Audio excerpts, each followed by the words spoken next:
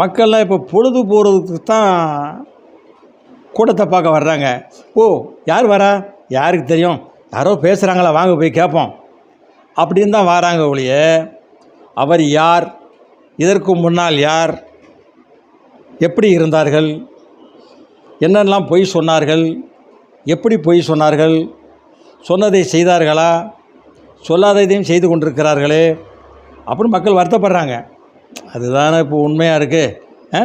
இப்போ நடிகர் ஒருத்தர் வந்தார், அவராக ஏதாவது செய்வார்னு பார்த்தோம்னா சுற்றி சுற்றி ஒரே இந்த செக்கு மாடு மாதிரி ஒரே இடத்துல இருக்கிறார். நீ தொகுதி வாரியாக போகணும், மாவட்ட வாரியாக போகணும். இன்றைக்கி ஒரு அம்மா கிளம்பிட்டாங்க, விஜயகாந்த் கேப்டன் கட்சியிலேருந்து ஒரு அம்மா கிளம்பிக்கிறாங்க. அவங்களுக்கும் கூட்டம், தெருவெல்லாம் கூட்டங்க.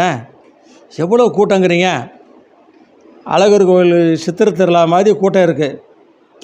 யார் வந்தாலும் கூட்டம் இருக்குங்க.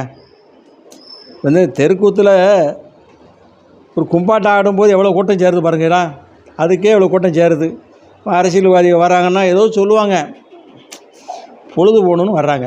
அடுத்த விடையில் வரேன்.